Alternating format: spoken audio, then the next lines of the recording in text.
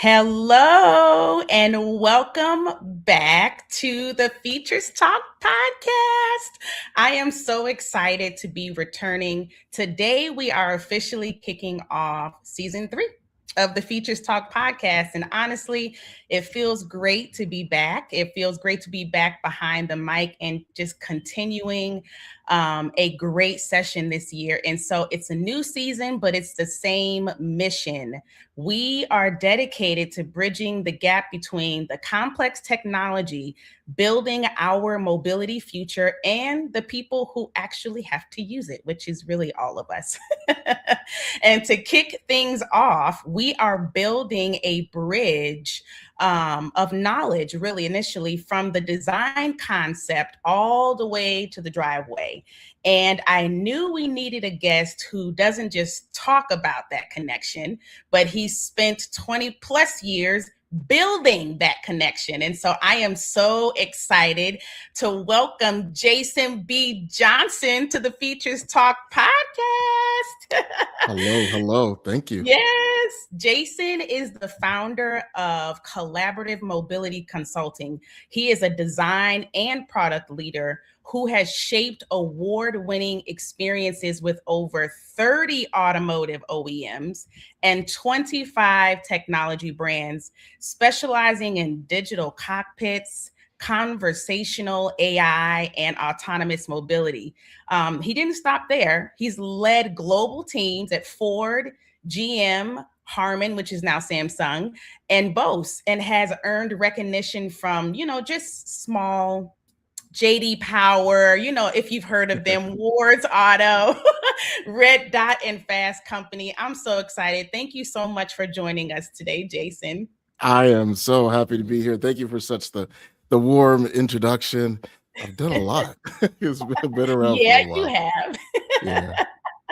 It is interesting when you hear your bio read back to you, right? You're like, man, I guess I did do some things, but you definitely are, I feel, the exact right person to have on today with what we're talking about and what we're kicking off.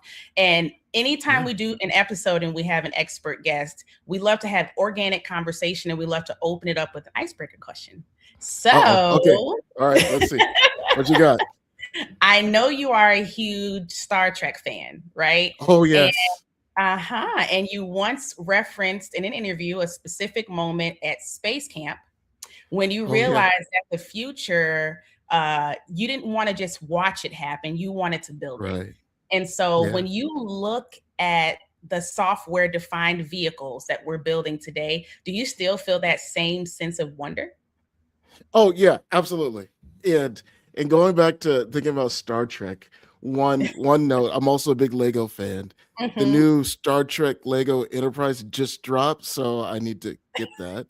And two, I grew up watching Star Trek Next Generation, and I always admired LeVar Burton, first from Reading Rainbow, right?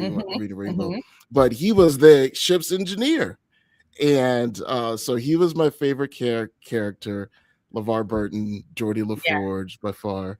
But yeah, I went to space camp for my 16th birthday, which is a little while ago, not too long ago. And it was down in Huntsville, Alabama, and they took us through different simulations. So I was on the command leadership track. So I was the commander of the space shuttle. I was commander of the space station, but I was also in mission control. So I thought I was going to be an astronaut. Didn't quite work out, but the complexity of the automobile, and this is what I learned throughout my career. It is as complex as the Apollo missions and the space shuttle.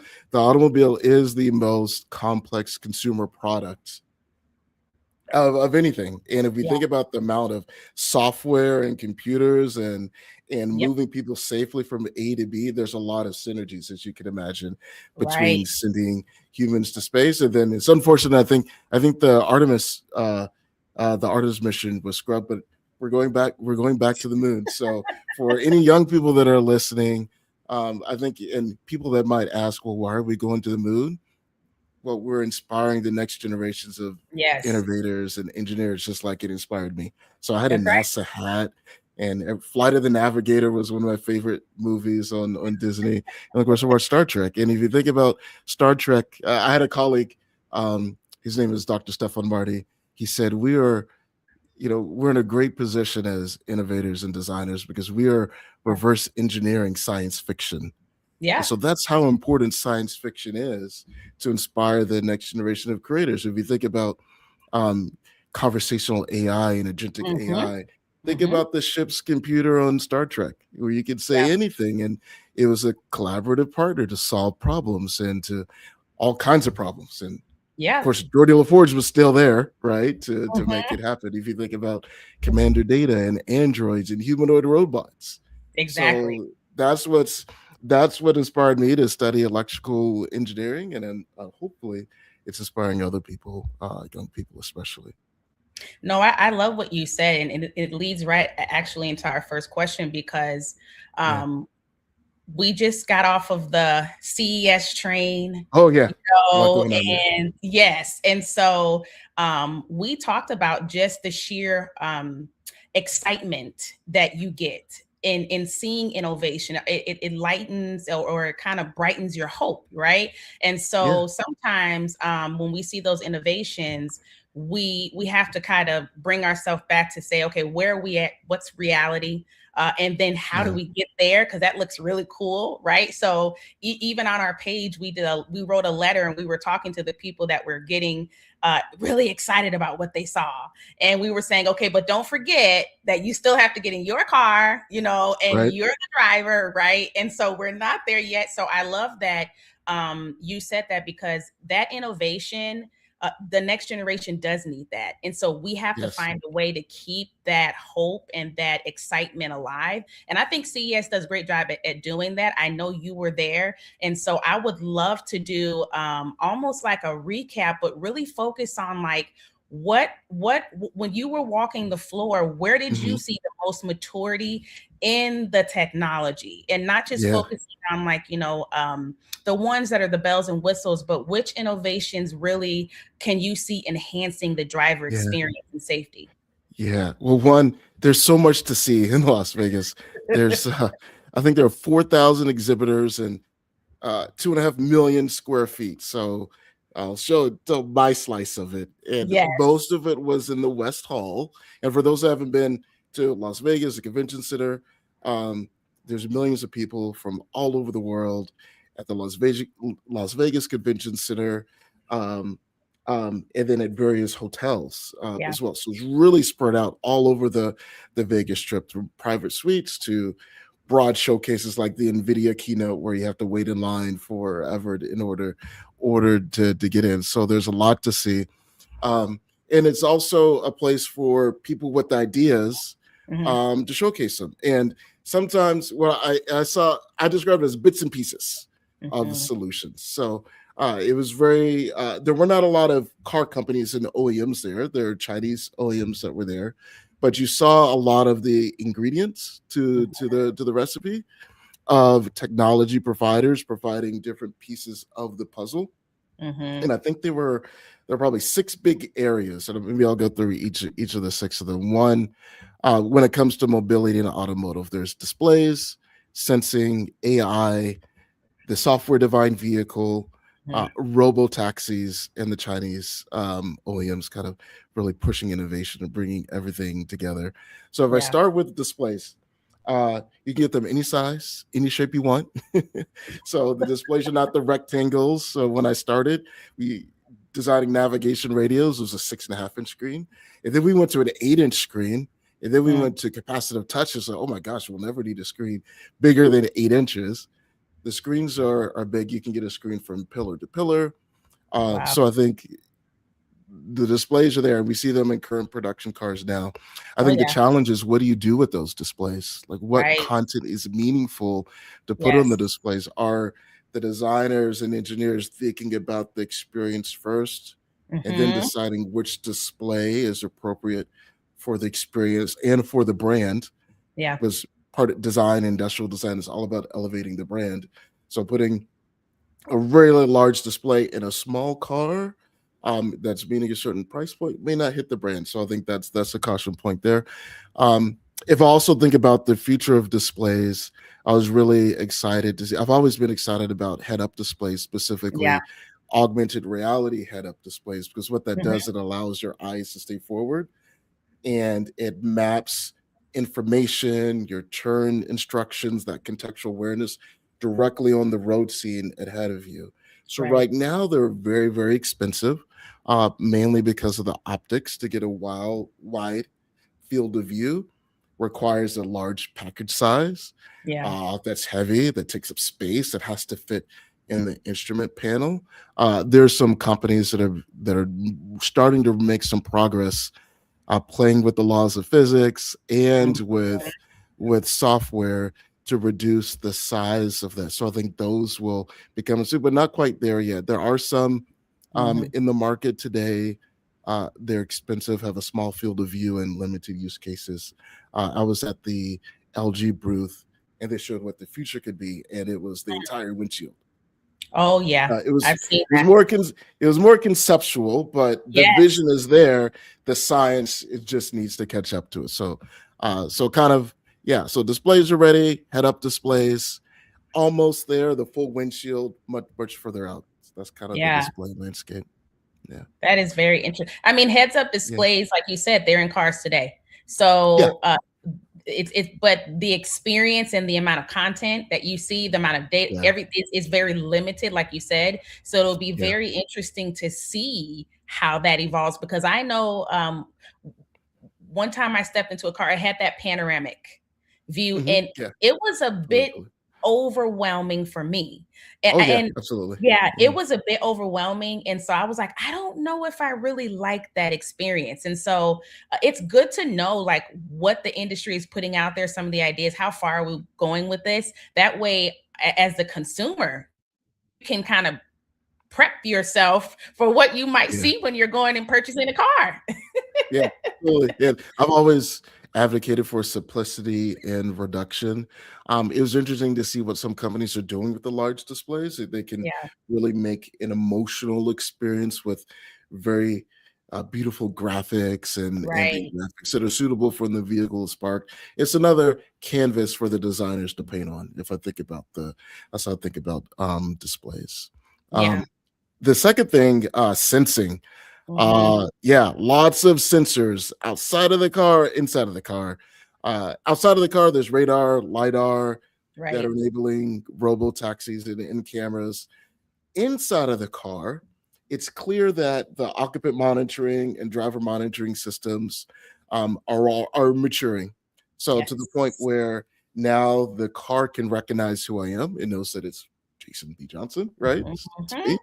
Mhm. But not only that, understanding my state of mind and getting some personal Mm. insight. So, how do I feel?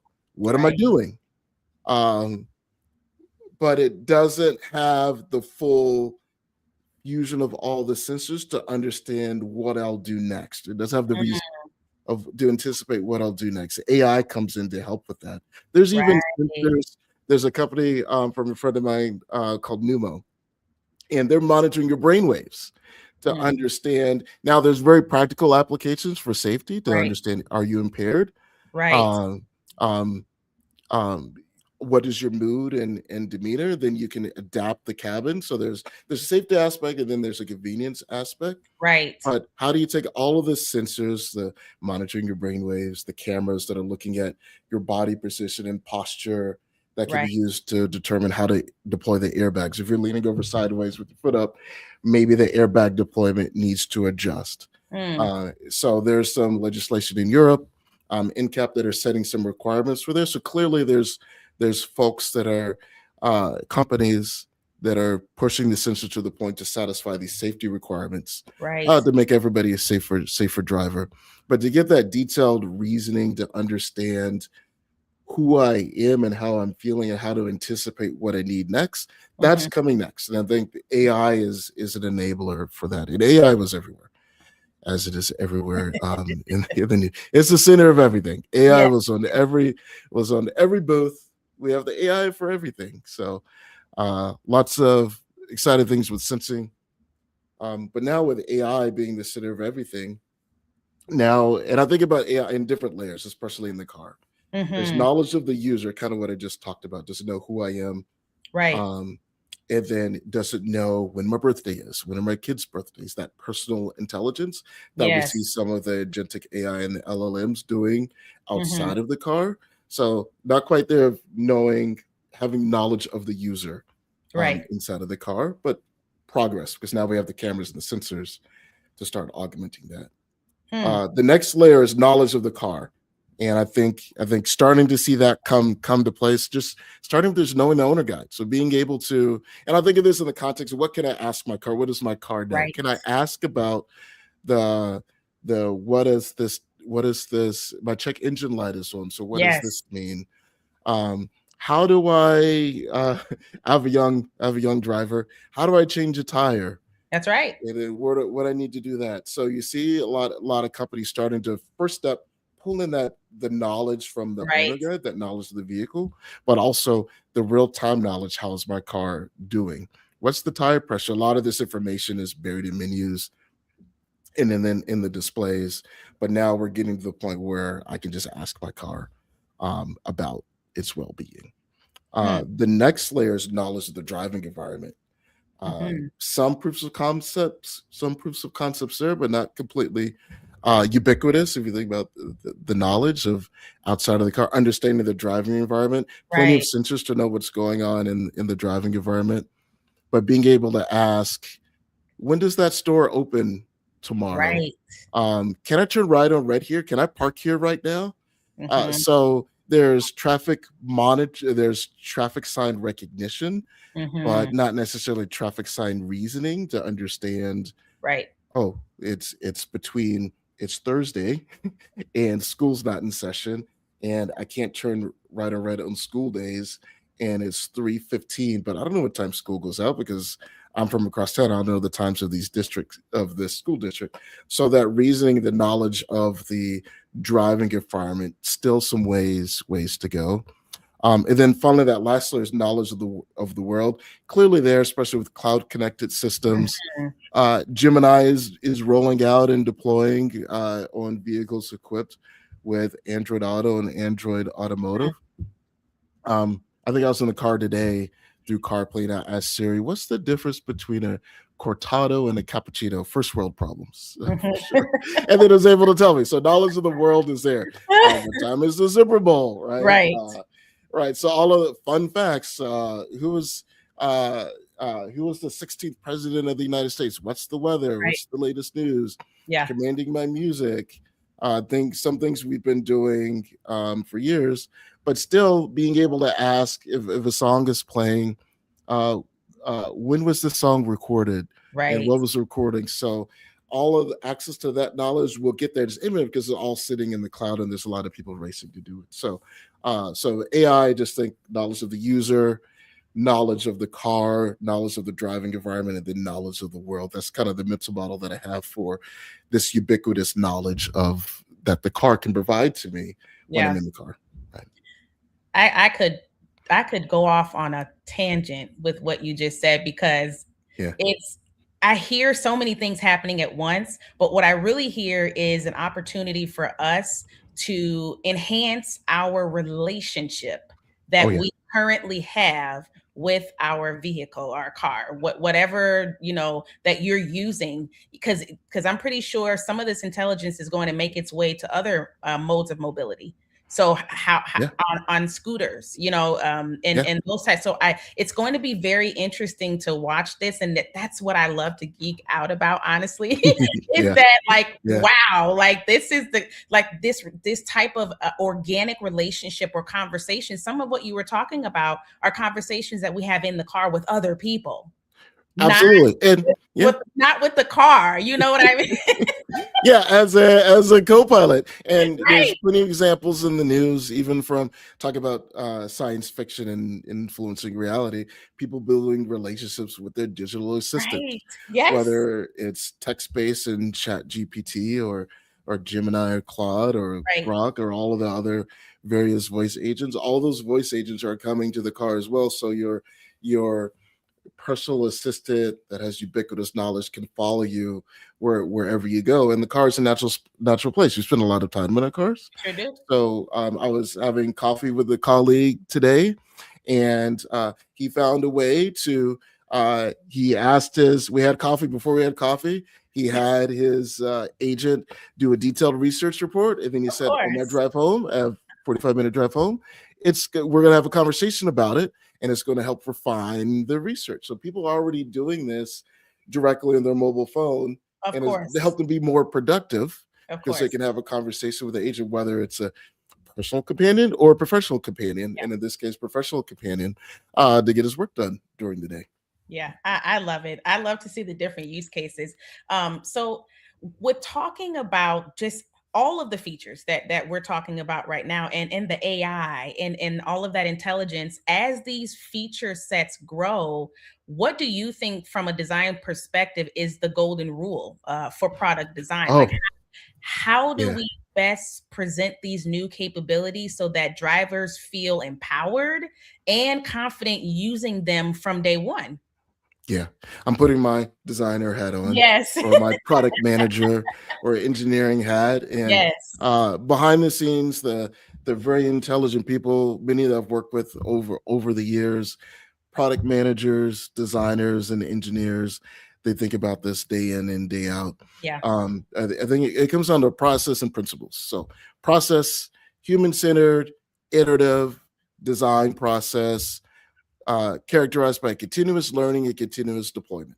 So this is the process. This is how the technology companies develop your phone and all of your devices and all of these experiences. Yeah. And the software-defined vehicle does two things. One, it enables over-the-air updates so the teams can iterate, so the continuous deployment. And then two, with analytics and being connected, they can understand what goes wrong and what goes well, just like on your mobile phone. So the model for what product design and engineering, call it the triad work, similar to web and mobile, is to understand this cycle.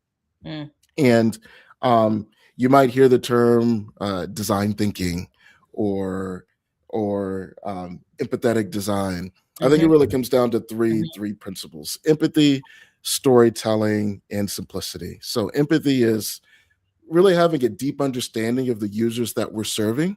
Yeah. And then doing that through user research, test, deploy, learn, that continuous cycle, where analytics and over-there updates enables this, because ultimately the creators in the triad are walking in shoes that they haven't walked through before, of consumers and users that are very much not like them. You have to kind of take yourself out, kind of have an out-of-body experience to think about who you're serving, personas, use cases, who you're serving, and then walk in places they haven't walked before. So I spent 2 years living in Europe. And then so designing when I was working on Sync in the US, going to Europe, there's some things that were different for the European market that I learned. And then designing products for China. So designing global products, this is what members of the triad have to do all the time. So user research, testing, that iteration, that's where the empathy and understanding comes from. The second part, storytelling, that's the part that some companies miss or don't spend a lot of time on, but is so critically important because you have to align the triad. You have to align marketing, IT, executive leadership. And the only way to do that is through compassionate in storytelling, to tell the stories of everything that you learn through the user research and all of the data and all of the analytics that comes in. Tell their story in a compassionate way to get everybody on the same page. Then you can start writing detailed functional requirements and testing requirements. And then third is through simplicity. So remove all of the burdens through thoughtful reduction. And a lot of times the answer is removing features or removing things that get in the way. The goal of designers and the researchers and the engineers is to make life easier and to solve problems. So the companies that do this the best, the result is they're going to have strong brands and strong customers and very, very loyal. And then that's how you earn trust. And each company, each project, each team will have a different set of design principles, but I can always map it back to these three. It's just Right. different words to describe it. So that's why storytelling is important, because sometimes you can't use words, you have to use pictures to tell the story. So everything that I described as part of human-centered design and user-centered design. A lot of times it's a buzzword, but hopefully I gave some insight into what it actually means. It's really those three things: empathy, storytelling, and then simplicity. Yeah, no, that makes sense. I remember we were talking on the in previous episodes on the podcast that consumers and our dollar really decides a lot of the design decisions, and Right. Yeah. so there's a lot of user research, market research that's done. So some of these features that us as drivers find annoying, or we like them or we don't like them, somebody voted for it. Okay, Yeah. so somebody agreed Yeah. to it. So it's very interesting. I know you mentioned a term, and I want to make sure that our audience knows what it means, because it is very simple, but I would love for you to break it down. Is Yeah. in-cabin sensing. When we were Yeah. talking about that, so for our audience, can you just break down in practical terms what is in-cabin sensing?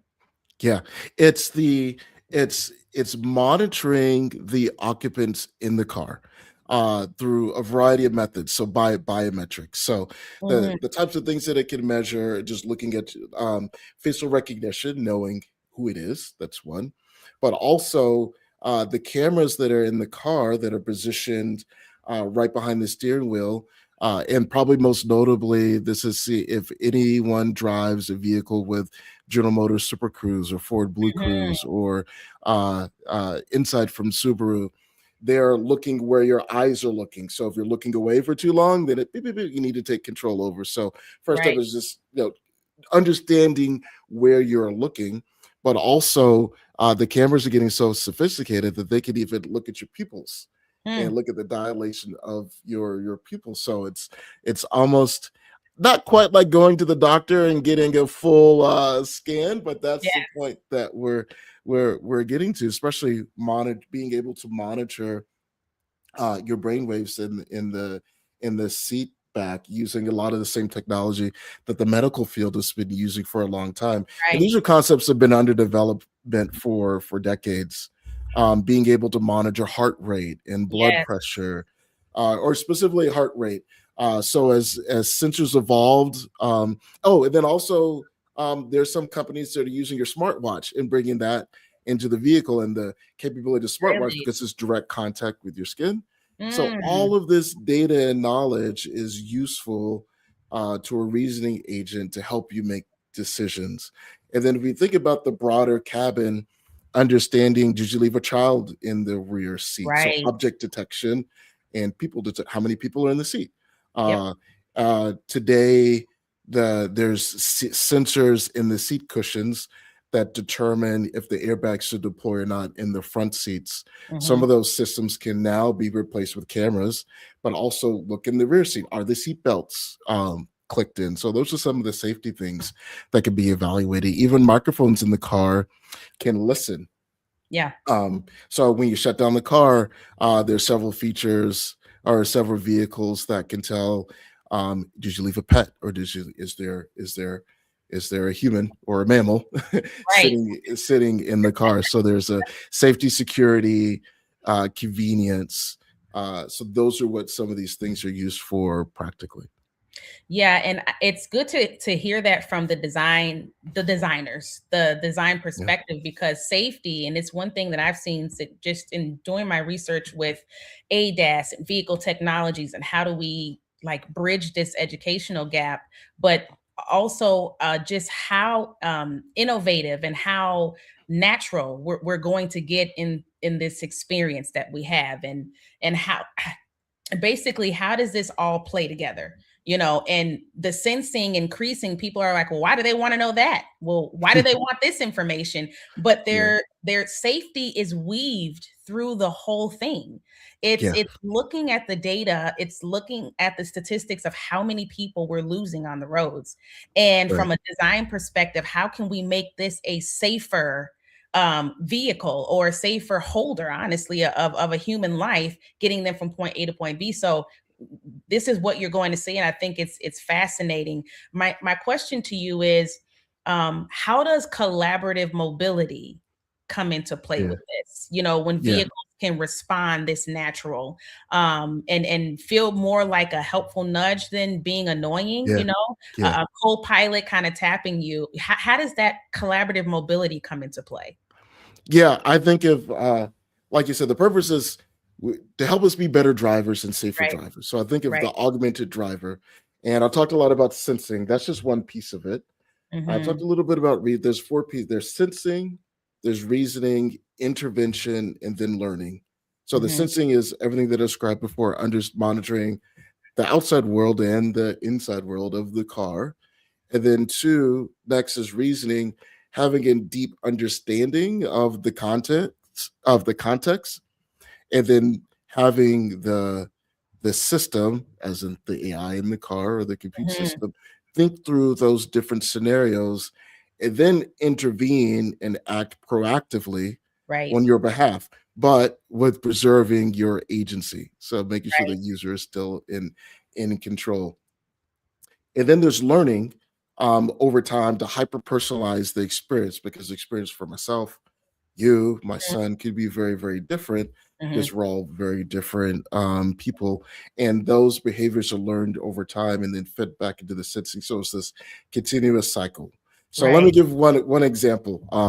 So we talked before. We Yes. have young drivers, and my son's driving a car. His car is an older car. It's not a new car. It doesn't have this, but in Mhm. the future, maybe this is what his son, my grandson or Right. granddaughter, will experience. So gets in the car, recognizes that it's him. Langston's in the car. Oh, Langston. Oh, Langston's 16 years old. He hasn't been driving for a while. I'm speaking as the computer, right? Yes, Okay. yes. So Langston hasn't been driving for a while. Okay, Langston's driving down the road. The front view camera, the sensor, the front view Mhm, camera, sees that no turn on red sign that I talked about before. mhm, No turn on school days, no right mhm. turn on school days between 3:50 and 4:15 p.m. Right. So how does anybody know what the school days are, especially during the summer? It's kind of a blur. And then there's half days, and then Exactly. there's snow days, right? So there's a lot of this reasoning that has to be determined. And then the driver monitoring system says, "Oh, Lexus is not looking. He didn't see that sign. His eyes didn't look over to the sign. He's looking straight ahead because new drivers focused on the road didn't see the sign." So anybody that's taught a teenager how to drive, did you see that sign? Did you see that stop sign? Yes. Can relate, right? But all of us can relate to those ambiguous signs that have a long list of time, Yes. That right? you So have to that's read where in the point 5 seconds. yeah, before you can go, how are you supposed to process any of that? So that's where the car can help. So the reason. So the reasoning is now I could be more helpful because I can see that Langston didn't look or Jason didn't look. Yeah. And then I could connect to the cloud. I know the exact location Mm, that the car is in, that we're in. I can look up and see the school calendar. School is not in session, or school is in session, so mhm. can't turn right. So now comes the intervention. Langston starts to turn right. It's a school day. It's within the time where you can't turn right. The steering wheel can start to nudge, kind Mhm, of like the lane keeping assist does mhm, today, mhm. Yes. and add a little bit more tension. But wait, there's an emergency vehicle. Langston has to turn to make for the emergency vehicle, so the car senses the emergency vehicles and then Right. allows him to turn right. Also, there's all the beeps and boops, and Yep. then there's a visual display that can help.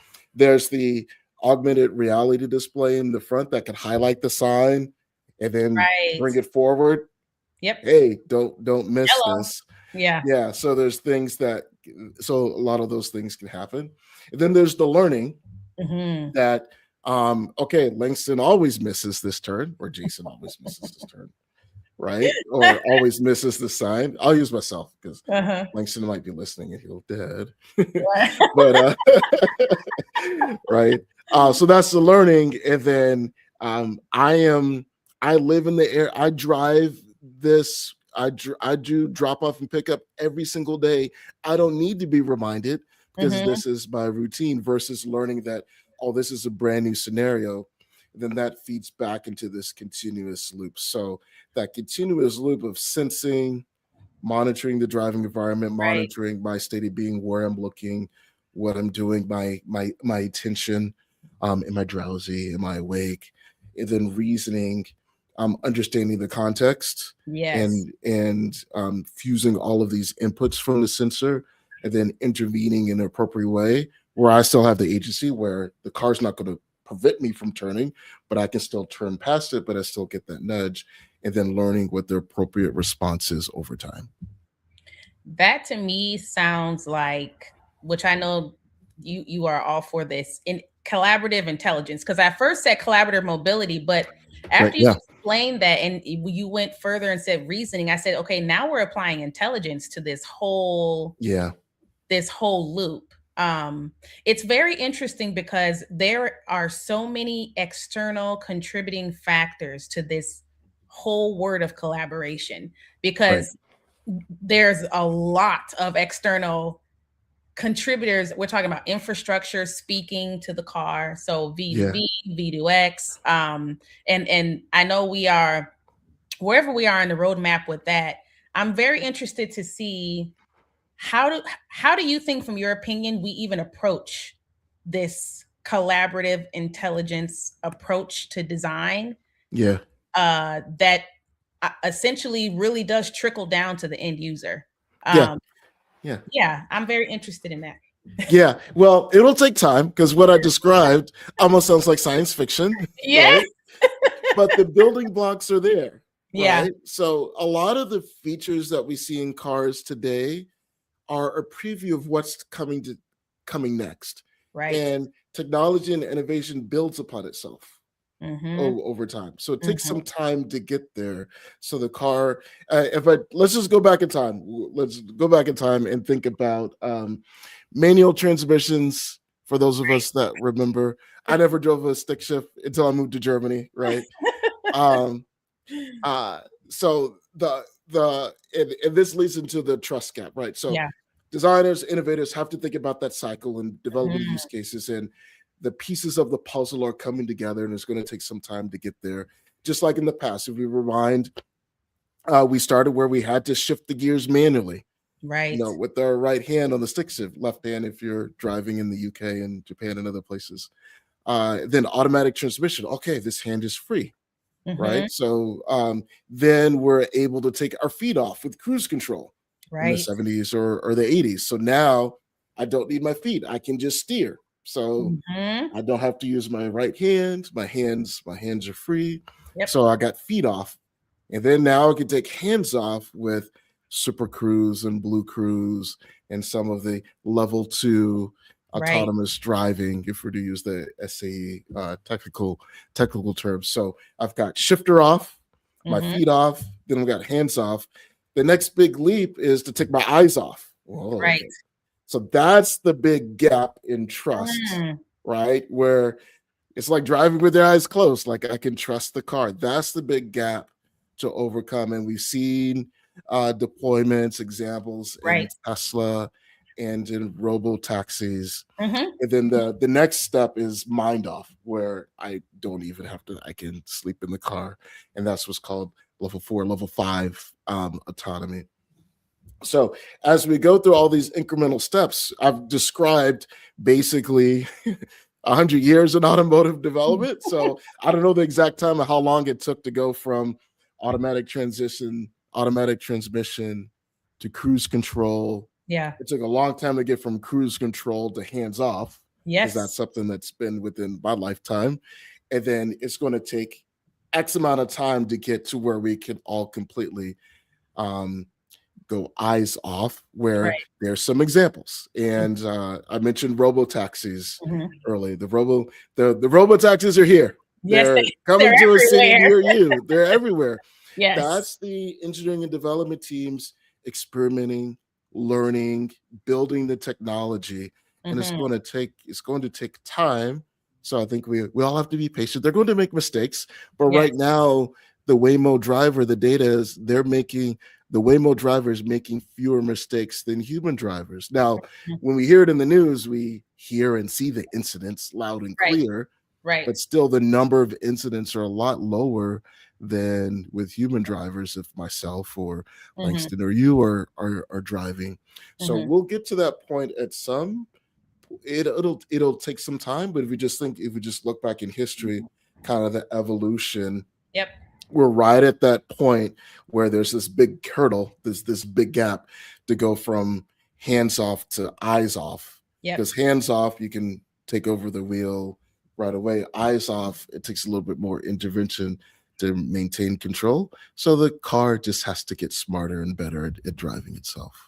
Yeah. I mean, that makes complete sense. I'm thinking about something really practical. It was a game that you play and you let someone blindfold you, right?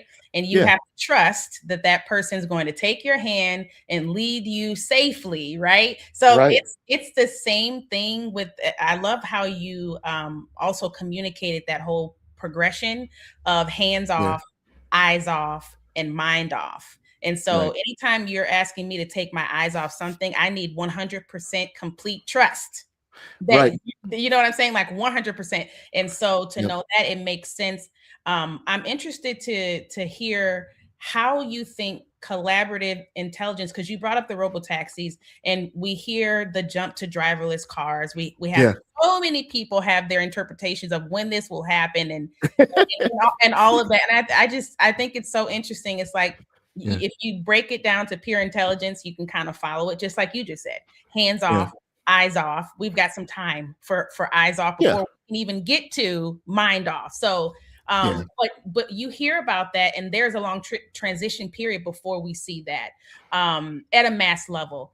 How does collaborative intelligence even bridge that gap? So how does it yeah. prepare drivers for a future where the car handles more of the task, so while keeping the Mhm. human engaged and informed? Yeah, so I think that's what the humans have to stay Yep. engaged. So I talked about ubiquitous knowledge and ubiquitous intelligence, and then also, yeah, and I talked about the cycle of sensing Mhm. and then reasoning and then intervention and maintaining control.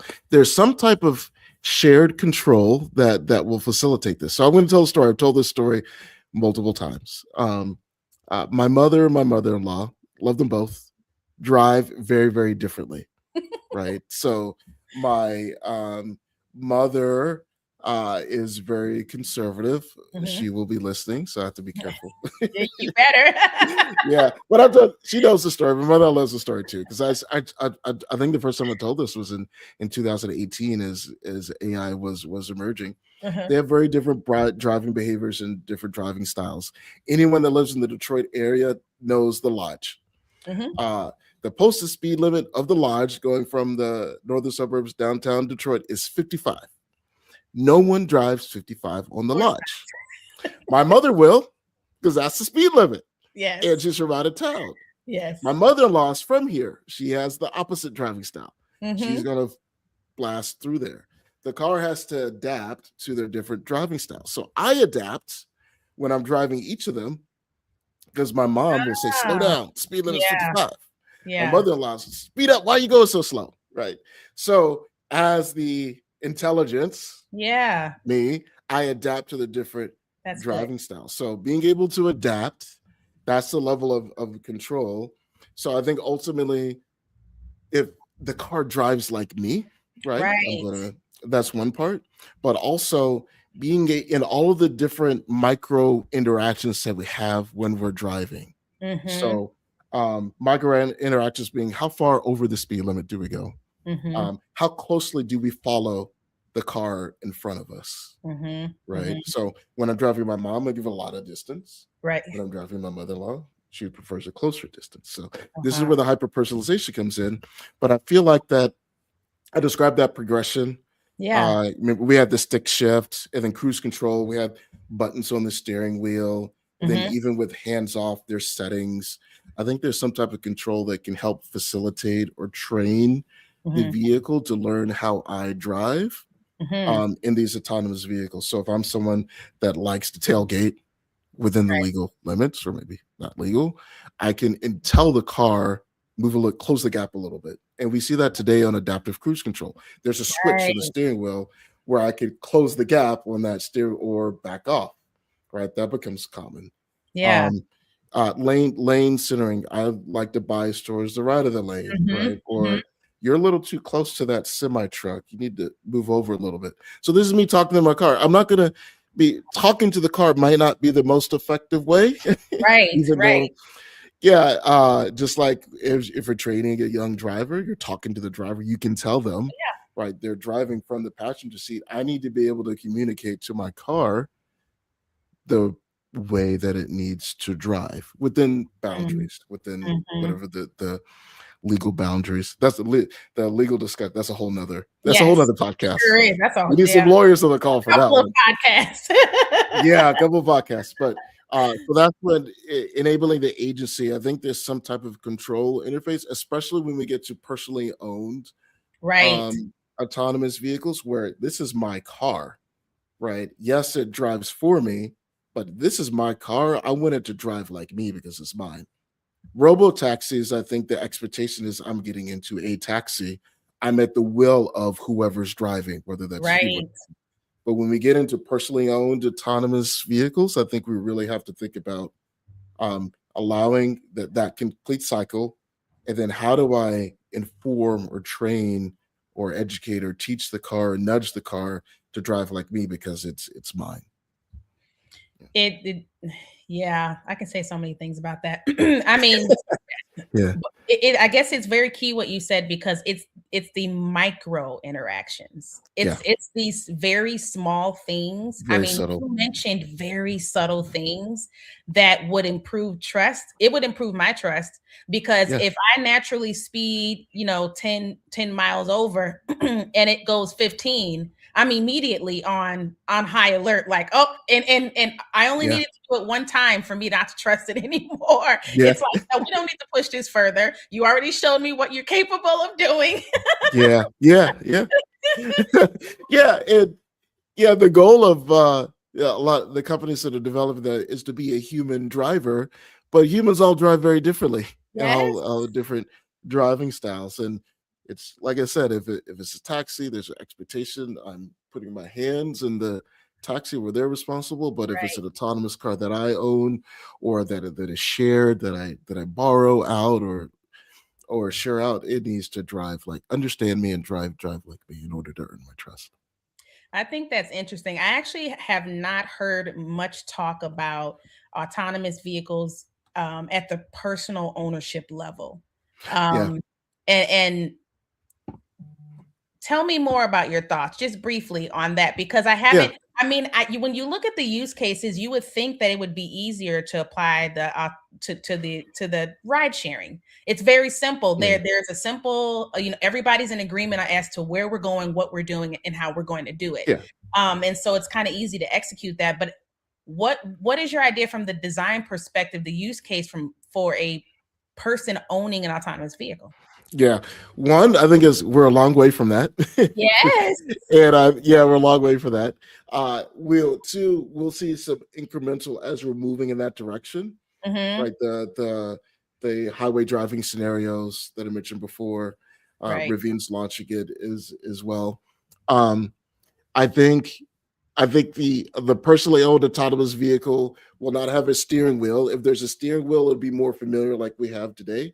But once Hmm. that steering wheel is removed, I think it's just so far out. Hmm. Um, I actually don't know. I don't think anybody knows when can we remove a steering wheel on a personally owned vehicle? Right. There's steps. We got to get through steps 1 through 6 before we can get through 10 through 12 Yes. type of thing. Yes. But Yes. I can see the progression towards there. Tesla's Yeah. pushing the envelope with this robo taxis that Of have no course. steering wheel, right? Yeah. And it always takes companies to push the envelope. Yeah. There will be mistakes. The mistakes will be learned from and help improve and iterate on the innovation. I think it's from someone that and anybody that's created anything knows that the first time out is not going to be perfect. That Right. it takes time to, and it takes a lot of incremental enhancement, incremental breakthroughs in order to happen. So I think that's why so many people are so excited about agentic AI, not the large language models that ChatGPT uses, Right. but all of the work that's enabling that NVIDIA and others are doing, creating simulated worlds to train the cars more rapidly. So we're on this next great breakthrough Yeah. that'll unlock robo taxis, which will then unlock personally owned vehicles. Yeah. Right. So yeah, how it manifests, how much we're gonna charge for it, how much we're gonna pay for it, I have no idea. I don't think Oh anybody yeah, and no. anybody that tells you that they're just guessing. No, we, Right. we can't even think that far. But as you were talking, Yeah. what I thought was, I think the definition of what a driverless car would look like, or that experience Yeah. at the personalization level, I think would evolve. You know, Yeah. because you can't. I just don't think it would necessarily look like the same robotaxi kind of setup that you would have. Yeah. Especially when you mentioned Tesla. Like Tesla, you know, they've, you know, we won't go off on their tangent of their Mhm. claims that as far as what they have in their car and the systems that they have. But what I will say is that people definitely think they have driverless cars Yeah. in their parking lot. So just the idea of Yeah. what that would look like at a personal level, there's a model right there, you know, of it, whether Yeah. it's real or not. That is an idea of what that could look like. So I thought it was very interesting when you said it at the personal level. I don't hear much people talking about it at Yeah. that level. So it'll be interesting to see what that evolves into. That actually Yeah. leads perfectly. We have another segment in the podcast, and it's called Yeah. Listener. Oh, okay, great. And so Listener we questions. collect some questions from our listeners. Yeah. And so the actual question we have is kind of feeds right into what we Mhm. were just talking about. And so she asked, I'm actually an optimist about this technology. I love the idea of the car having my back, but I Mhm. want to really understand the practical side of this collaborative future you're describing. Yeah. Right now, safety tech feels really very reactive. It just Right. beeps at me if I make a mistake, right? So Yeah. in this future where the car knows I'm tired or stressed, does that experience actually change? So basically what they're saying is, on a regular Tuesday morning, Mhm. and my commute, how does this tech make my drive better, not just safer? Yeah. That's a good Yeah. question. That is a great question. It touches on everything that I've mentioned before. I think initially it'll feel like feature, feature, feature, feature, feature, feature, feature. So Super Bowl is Sunday. Uh uh and what I like to do is watch the Super Bowl ads in advance because in the process people are talking. Right. So I watch the Super Bowl ad. I won't spoil it. It involves a boy and a fish. So I won't spoil it. But at the end of the ad, it said 130, 140 safety features, and then scrolled it like the credits from Netflix, all the features. It is going to feel very, very fragmented and piecemeal. It's this feature, this feature, this feature, this feature, this feature. It's going to beep at you, but you don't know why it's beeping. Is it Mhm. feature 72 or is it feature 147 that's beeping at you? So it's going to feel very, very fragmented as this comes together. In the future, it'll be like magic Mhm. where um all of the features will disappear and it'll just work, which is the Mhm. definition of magic. It'll just Mhm. start to work. So it won't be you've the car, we won't see the so Super Bowl ad 30 years from now won't have it's got 140 safety features and this Right. feature does this. It'll say it has a co-pilot. And Yep. then everybody will begin to understand what that is and that, oh, it's got my back because I completely trust it. So it's tough right now because everyone's seeing the pieces of the puzzle coming Yes. together. But rest assured, the designers, the product managers, and the engineers are working behind the scenes to make all of this disappear. And that's the purpose is to elevate the experience over the technology. So the technology just disappears in the background. Nobody anymore goes around understanding how do cell phones work. They just work, Right. right? Yeah. Right. I'm not paying for minutes at Right. certain times Tell a me day. about it. Yeah, I'm not trying to move closer to the tower. So when cell phones first came out, there's some knowledge that we have to have of how cell phones work. Like you Right. can't go into a basement around surround ding a bunch of concrete because the cell phone signal won't go through. Now that's kind of still the case now, right? So I think as technology evolves, the simple, the more transparent, the less we have to worry about, and we can rely on just always working. And I think the car is going to feel the same way. So I think the person that submitted the question, we're almost there. hang tight, right? I love your response because I think that Yeah. that is probably the most important message that we could hear as the end user.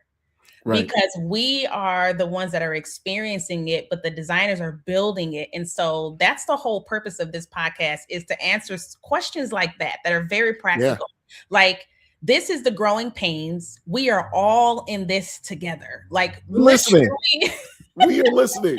We know. The designers are listening, and that's the whole point of bringing you on our podcast, so that we can bridge that knowledge gap, so that they know the bottlenecks are where they are, but we're working on them. We actually see the problems. And so I think that is so important at the user level to know that we are going through the growing pains, even from the media that we hear of the robo taxis, knowing that, okay, there's going to have to be mistakes so that we can learn and improve. And so it's a collaborative effort, like you said, to your point of collaborative mobility consulting, in the company.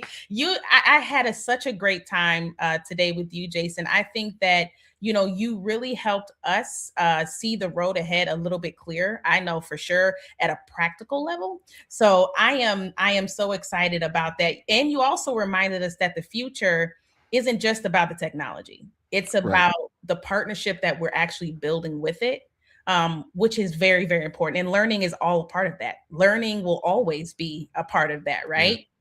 Yeah. So we are just getting started. Like I said, we kicked off season 3 today, and we are just getting started. Next week, we are shifting gears from the design of the systems to the actual hands that keep them running. What does that landscape look like? And so bringing that knowledge. And so don't miss our conversation with Katie Mueller on the workforce crisis that we have facing our industry. But if you've got a value from this eagle's eye view today, because that's what I feel like we got, you broke down the processes at a very high level. Please share the stream and make sure that you share it with your network, because like we said today, we are all in this together. We all need to know the part that we're playing so that we can get there just a little bit quicker, hopefully. And so definitely make sure you connect with Jason to keep up with his work at Collaborative Mobility Consulting. Jason, where's the best place for not only our audience to find what you're doing, but also our business partners who loved what you broke down and bringing that to their companies? Yeah, collabmobility.com, or just Jason at Collab Mobility, or look for Jason B. Johnson on LinkedIn, because there's a few Jason Johnsons out there. Oh, there is? There's just a few. Jason B. Johnson. So collabmobility.com. Awesome. Well, thank you so much. And until next time, we will see you later, and drive safely. Bye.